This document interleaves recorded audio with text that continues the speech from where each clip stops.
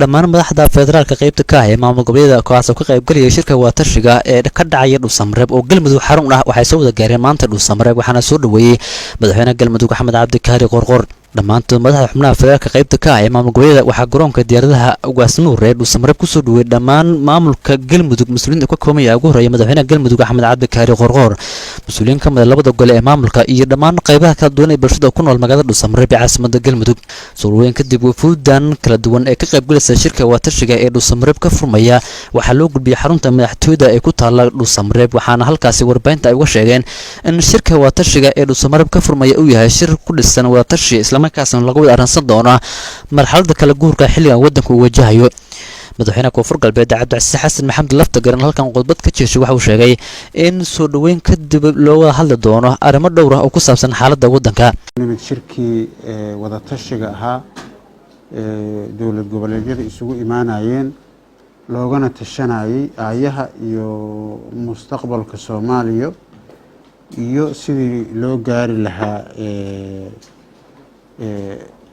wax Soomaaliya oo dhan ay raalli ka tahay lagu faraxsan yahay oo Soomaalinimada iyo hanaankii dowladeeda socday oo waqtiga dheer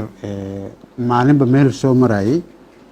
sidoo hore ugu sii socon lahaa madaxweynaha Jubbaland Axmed Maxamed Islaam Madoobe oo asoo qaybka wafuudda halkan soo gaartay waxa uu sheegay in Dhuusamareeb shirka ka furmaya uu yahay shir lagu wada arsan doono xaaladda cakiran ee dhanka siyaasadda isla markaasna qayb ay ka tahay arrimaha doorashooyinka oo xilligan khilaaf badan uu ka tagan waxyaabo lagu wada hadli doono shirka wadatashiga ee Dhuusamareeb ka furmi doona ma aha shir dib iyo shar iyo muddo midna ka shaqeynaya waa shir dastuurina ah xaggan haddii la fiiriyo ay xaq u leeyihiin inay shiraan talabaadna ay yihiin odayaal mas-uuliyadda waddanku ay saaran tahay oo bal in la tashado oo laga tashado xaaladda waddanku maraya iyo maxaan horay tallaabo u qaadnaa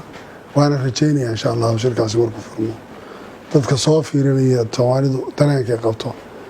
inaanan riyadooda beeninaynina wanaagga ay ka filayaan inuu ka soo bixi doono haddii ilaahay yidhaahdo madaxweynaha Puntland Said Cabdullaahi Dini ayaa madaxweynaha Galmudug Axmed Cabdi Kaari Qorqor iyo shacabka soo dhaweey uga mahadceliyay soo dhaweynta ballaaran ay maanta ugu sameeyeen magaalada xarunta ee Galmudug ee Dhuusamareeb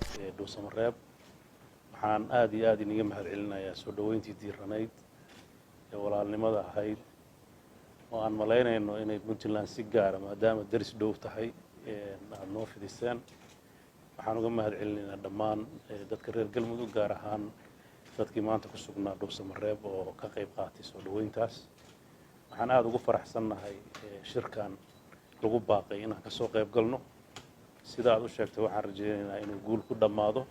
madaxweynaha Galmudug Axmed Cabdi Kaari Qorqor oo soo dhaweyn kadib warbaahinta la hadlay waxa uu sheegay in shirka wadatashiga ee Dhuusamareeb ka furmaya uu yahay shir wadatashi ku dhisan isla markaasna lagu wada arransan doono xaaladda kala guurka xilligan waddanku uu wajahayo shirkaas oo aan rajaynayno inay ka soo bixi doonaan wax aayaha Soomaaliya u fiican waqtiga iyo xaaladda hadda lagu jiro oo dalku marayana ku aadan wadatashigiisina hadda uu halkan ka furmay shirkan ka furmaya Dhuusamareeb oo ah shir wadatashi ah oo yeelan doona xubnaha federaalka qaybta ka ah ee maamul goboleedyada waxa looga arransan doonaa arrimaha siyaasadda waddanka si gaar ah arrimaha doorashooyinka xilligan khilaaf baan uu ka taagan yahay xasan axmed maxamed kalsan TV Dhuusamareeb